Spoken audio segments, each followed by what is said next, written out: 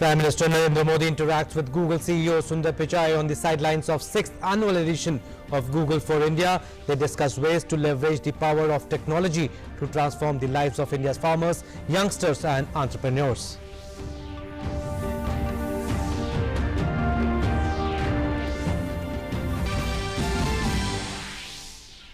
Key Rajasthan Congress Legislative Party meeting today, meeting to decide further course of action amid deepening crisis for Ashok Gehlot government. As Deputy CM Sachin Pilot hardens rebellion stand, BJP says Congress's internal strife has come to the fore.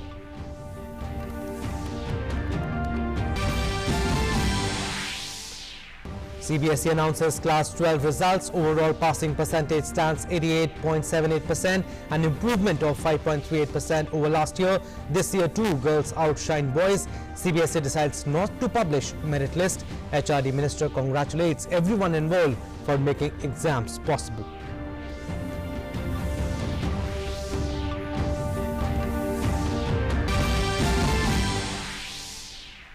Flood situation remains grim in many states. River flowing above danger mark in Bihar. NDRF teams engage in relief and rescue operations in Assam. Met Department predicts heavy rainfall for next 5 days in Northeast, West Bengal and many districts of UP and Bihar.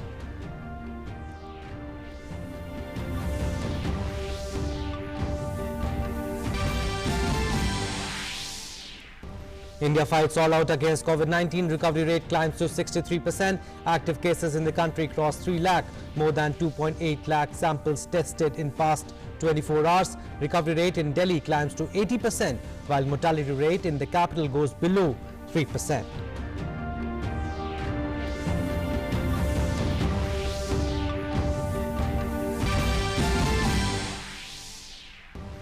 Researchers of Sechenov University of Russia claim successful completion of clinical trials of the world's first COVID-19 vaccine on volunteers. Russian mission to India tweets the trials found vaccine safe. Meanwhile, confirmed global COVID-19 cases touch 1 crore 28 lakhs with 5,68,000 fatalities.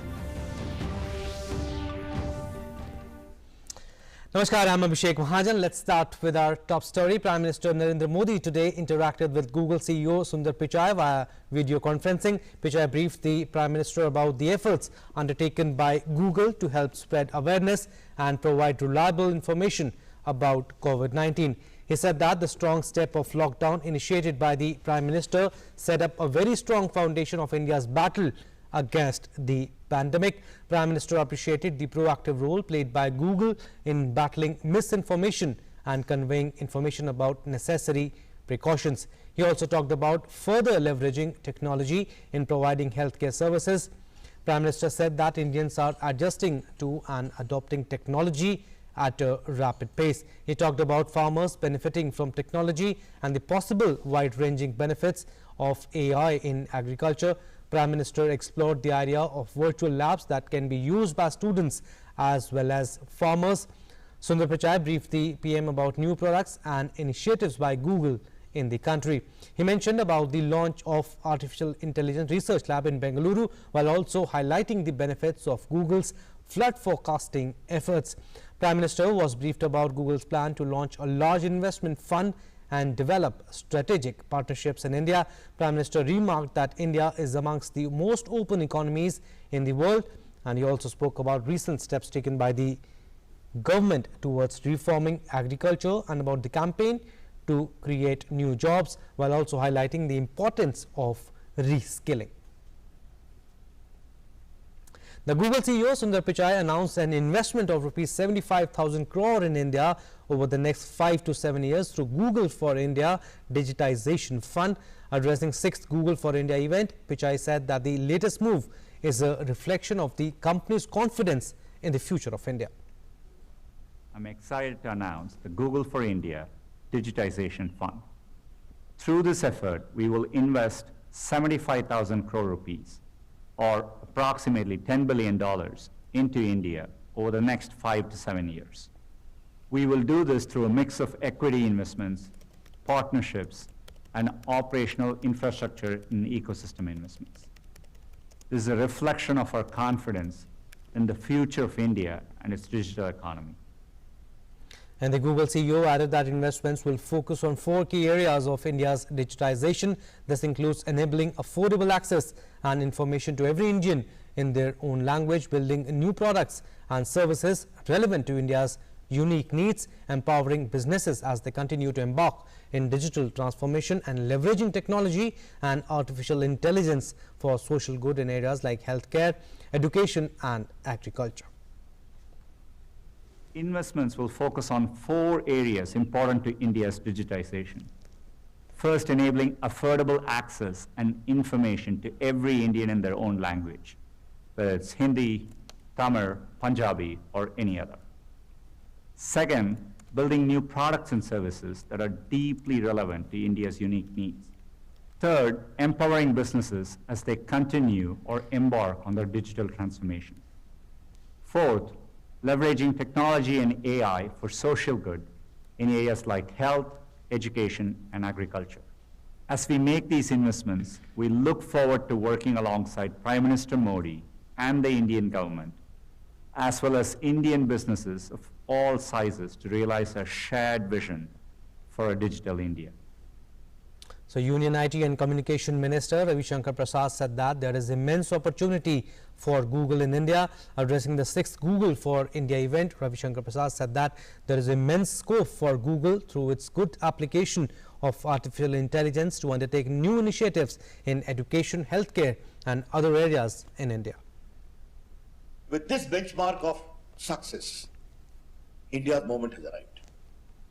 And I'm very happy that Google is recognizing the great power of India's digital empowerment, India's digital innovation, and the need to create further opportunity.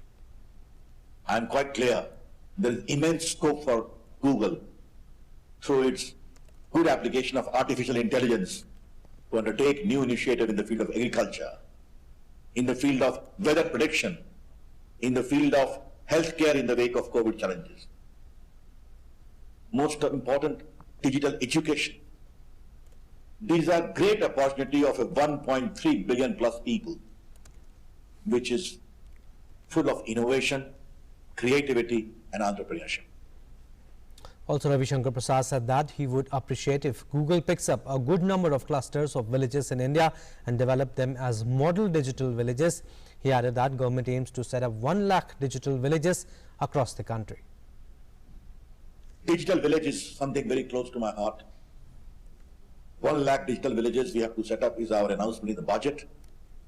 I'd appreciate if Google picks up a good number of cluster of villages in India in various parts and develop it as a model digital villages of empowerment, of skilling, healthcare, of telemedicine, of distant education, digitally speaking, and most important, from agriculture to rural empowerment.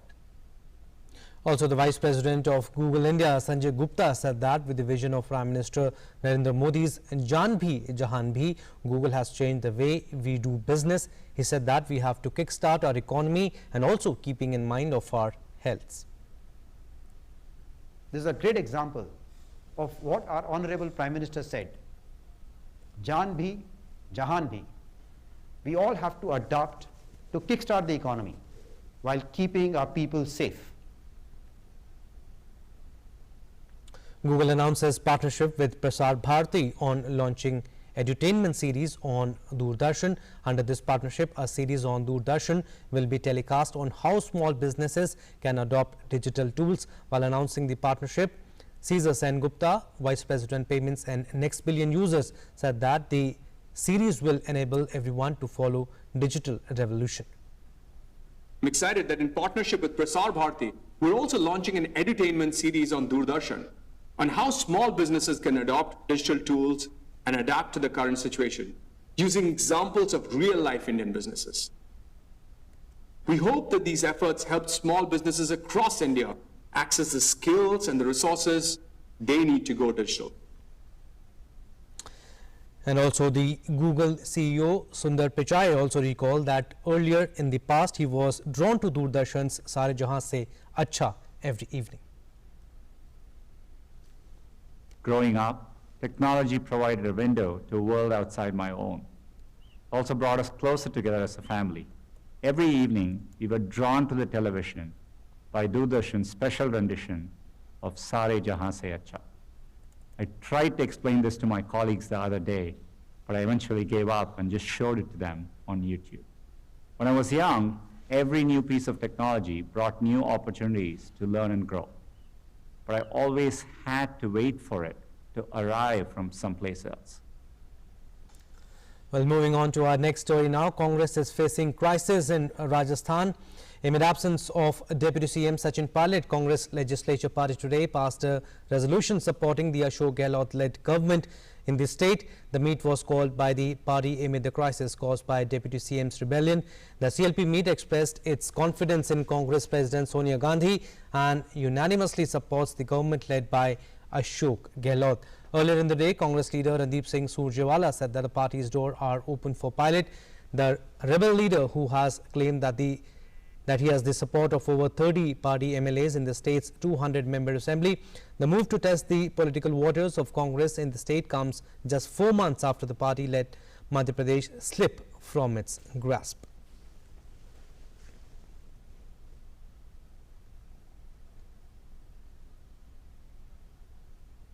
भारतीय राष्ट्रीय कांग्रेस की ओर से समेत श्री सचिन पायलट के, जो प्रदेश Congress committee के अध्यक्ष भी हैं, उप मुख्यमंत्री होने के साथ साथ, हम कांग्रेस पार्टी के सभी विधायकों से यह अपील करते हैं कि कांग्रेस पार्टी की सरकार राजस्थान की जनता की सेवा के लिए निर्वाचित हुई है। व्यक्तिगत प्रतिस्पर्धा वाजिब हो सकती है, पर राजस्थान व्यक्तिगत प्रतिस्पर्धा से बड़ा है। अगर कोई मतभेद है तो कांग्रेस पार्टी के, कांग्रेस आला कमान के सब दरवाजे समेत श्री सचिन पायलट के सब विधायक साथियों के लिए सदैव खुले थे, खुले हैं और सदैव खुले रहेंगे। आइए बैठकर वार्तालाप कीजिए। Right, to give us more information on this, our correspondent Ajay Vikram Singh is joining us live from Delhi. Ajay, CM Gehlot shows strength of MLAs in the party meet and Congress Legislature Party meet and claims that he has 109 MLAs with him. I mean, he's also showing strength in the party meeting, Ashok Gehlot. How do the things stand up now? बिल्कुल अभिषेक, अगर हम बात करें तो फिलहाल अशोक गहलोत जो CLP की बैठक है उसमें अपनी ताकत दिखाने में सफल हुए हैं और उन्होंने अपना शक्ति प्रदर्शन किया है। और हालांकि कांग्रेस की तरफ से ये दावा किया जा रहा है कि 109 विधायकों का उन्हें समर्थन है, लेकिन इस मीटिंग में जो मेरे सूत्र हैं उनके जरिए पता लगा है कि 102 विधायक उस मीटिंग में पहुंचे थे और जो मैजिकल नंबर है वो 101 है विधानसभा में। तो उस लिहाज से अगर हम कहें नंबर गेम में फिलहाल उन्होंने अपनी ताकत दिखा दी है, लेकिन अभी संकट टला नहीं है क्योंकि जब सीएलपी की मीटिंग के बाद विधायकों को सीधे रिजॉर्ट में ले जाया गया है, इसका मतलब अभी भी अशोक गहलोत को पूरा विश्वास नहीं है अपने विधायकों पर। और दूसरी तरफ सचिन पायलट अभी दिल्ली में हैं और उनके जो समर्थक विधायक हैं, जो सचिन पायलट का दावा है कि जो मेरी बात हुई थी उनका कहना था कि उनके पास 25 विधायक अभी भी हैं, लेकिन जो वास्तविक स्थिति है, जो मेरी जानकारी है, 16 ऐसे विधायक हैं जो अभी भी सचिन पायलट के संपर्क में हैं। अब और ये सभी हरियाणा के किसी रिजॉर्ट में रुके हुए हैं, किसी होटल में रुके हुए हैं। इन सभी को वापस वो जयपुर जब तक नहीं जाते तब तक हम ये नहीं कह सकते कि संकट पूरी तरह से टल गया है। फिलहाल अभी अशोक गहलोत के लिए राहत की बात इतनी जरूर है। इस बीच में एक बात और है कि जो बीच समझौते के लिए प्रियंका गांधी बीच में आई हैं और उन्होंने अशोक गहलोत से भी बात की है और सचिन पायलट से भी बात की है और दोनों के बीच में बात करने के बाद एक बात जो सामने आई है वो ये आई है कि सचिन पायलट की तरफ से 4 शर्तें रखी गई हैं जिसको फॉर्मूला कहा जा रहा है। 4 फार्मूले हैं, उन फार्मूले को अगर उस पर कोई बात बन पाती है तो संभवतः सचिन पायलट अपने फैसले है उस पर विचार कर सकते हैं, लेकिन अभी तक सचिन पायलट ने एक भी मीडिया में बयान नहीं दिया है। इसलिए ये इस बारे में भी कोई स्पष्ट तरीके से नहीं कहा सकता कि प्रियंका गांधी के हस्तक्षेप के बाद सचिन पायलट मान गए हैं या फिर नहीं माने हैं। लेकिन फॉर्मूले जो हैं वो मैं संक्षेप में बताना चाहूँगा। सचिन पायलट ये चाहते हैं कि उनके 4 ऐसे विधायक हैं, उनमें से एक को गृह मंत्रालय, एक को वित्त मंत्रालय दिया जाए, उसके साथ ही साथ 2 और मंत्रालय वो अपने अन्य जो करीबी विधायक हैं उनको चाहते हैं, और दूसरा वो स्वयं चाहते हैं कि प्रदेश अध्यक्ष पद पर वो बने रहें। तो इन सभी बातों को क्या माना जा पाएगा या फिर बीच का क्या रास्ता बनेगा, इसके लिए राजीव सातव को नियुक्त किया गया है। वो आज शाम तक जयपुर पहुंच रहे हैं और उसके बाद कोई बीच का रास्ता निकालने की बात होगी। जो मेरी जानकारी है, अभी जो जानकारी मिली है वो मिली है कि जो कांग्रेस की टॉप लीडरशिप है, सोनिया गांधी और राहुल गांधी की तरफ से एक मैसेज दिया गया है कि हम आपको प्यार करते हैं और आप हमारे साथ आइए और बैठकर बात करिए। तो निश्चित तौर पर कांग्रेस लीडरशिप ने अपने सारे दरवाजे खोल रखे हैं, लेकिन अभी तक सचिन पायलट ने अपनी चुप्पी नहीं तोड़ी है।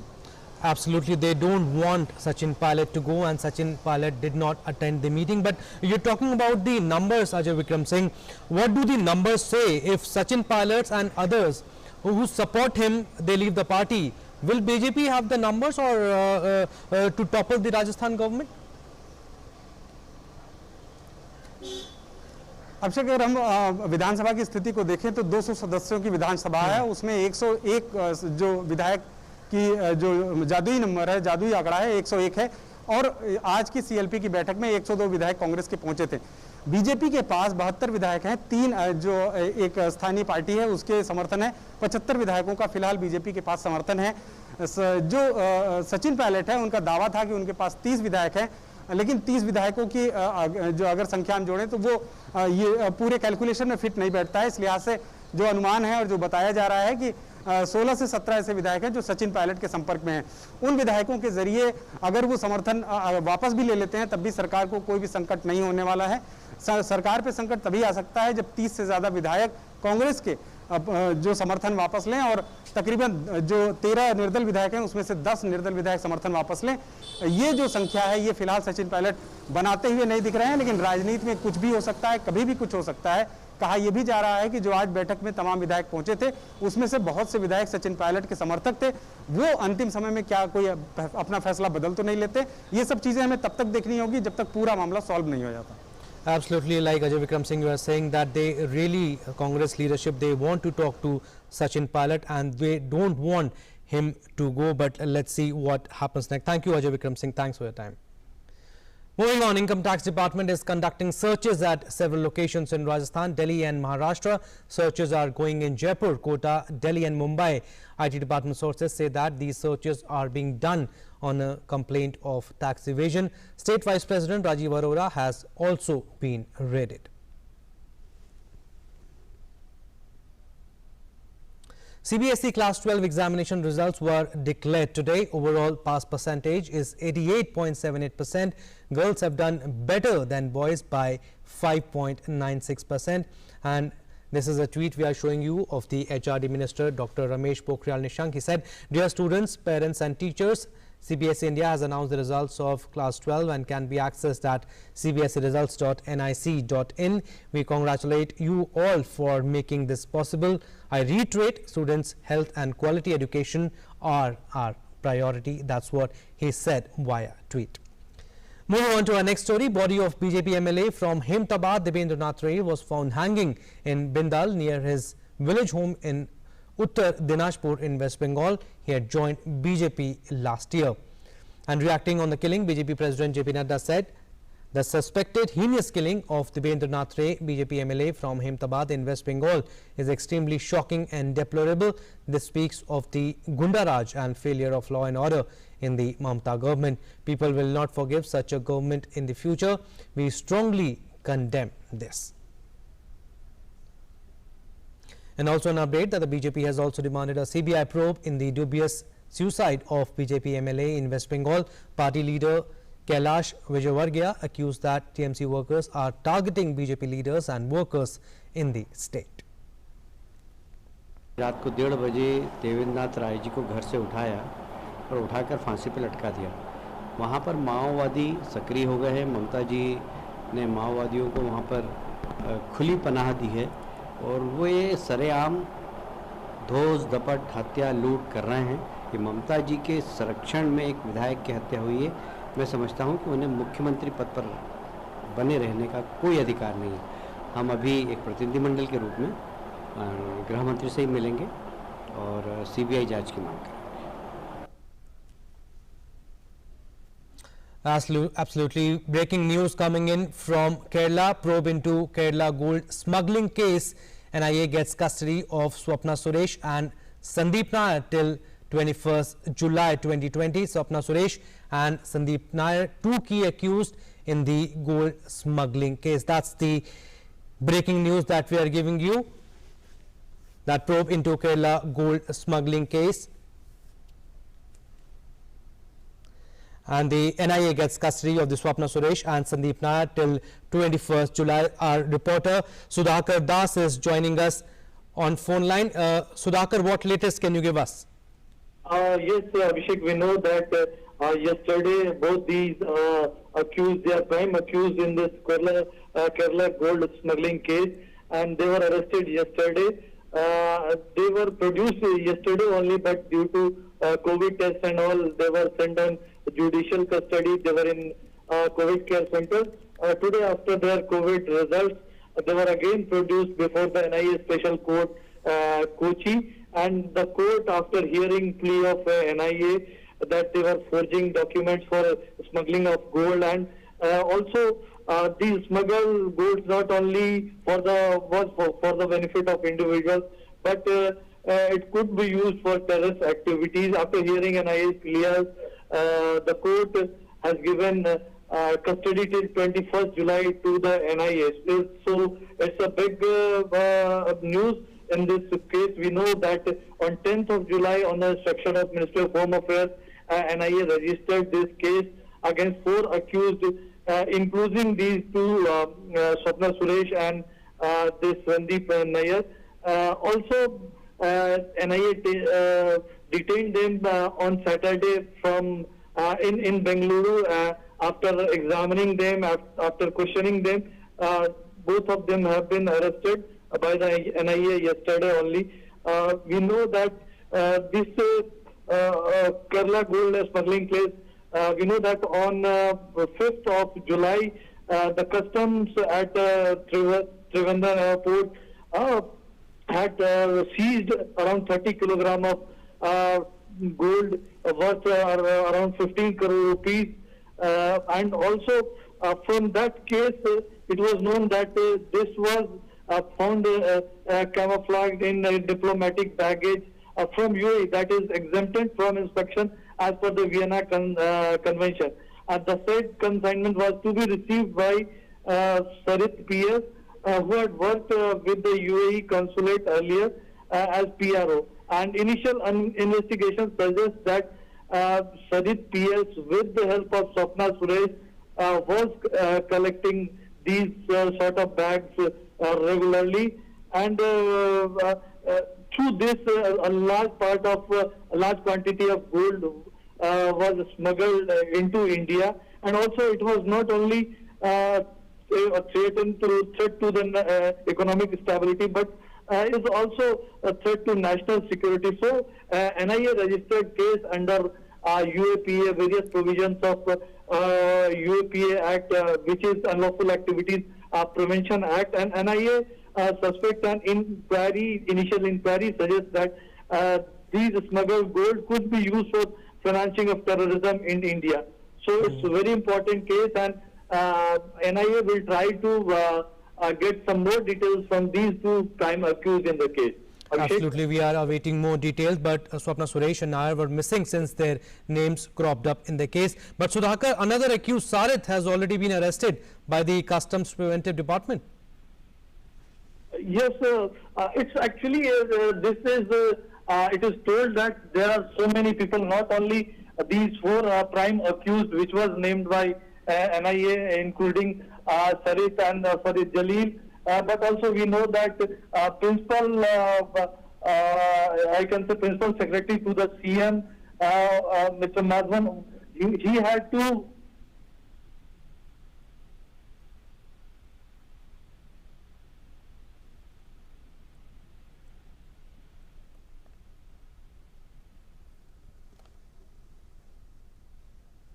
Absolutely. Thanks, Sudhakar, for that information. We'll keep updating you on this. So, moving on to our next story, the Supreme Court on Monday set aside the 2011 verdict of the Kerala High Court, which had directed the state government to set up a trust to take control of the management and assets of the historic Sri Padmanabham Swami temple in Kerala. The apex court upheld the rights of the Travancore royal family in the administration of the temple. A bench headed by Justice UU Lalit said that as an interim measure, the district judge of Thiruvananthapuram will head an administrative committee to manage the affairs of the temple. The top court delivered the verdict on a batch of appeals, including the one filed by the legal representatives of the Travancore royal family challenging the January 31st, 2011 verdict of the High Court in the matter. The sprawling temple and architectural splendor in granite was rebuilt in its present form in the 18th century by the Travancore royal house, which had ruled southern Kerala and some adjoining parts of Tamil Nadu before integration of the princely state with the Indian Union in 1947. Moving on, as India battles COVID-19, recovery rate continues to improve steadily. Recovery rate as of today is above 63%. 3,01,609 active cases have been reported so far. 5,53,470 people have been cured and discharged. Death toll stands at 23,174. And Maharashtra, Tamil Nadu and Delhi remain the worst affected states in the country from coronavirus. Maharashtra reported a massive surge of 7,827 COVID-19 cases yesterday, and with this the total case tally breached the 2.5 lakh mark, while with 173 deaths reported in the last 24 hours pushed the total death toll to 10,289. The state's COVID death toll crossed 10,000 mark yesterday. Active cases in the state stand at 1,03,516.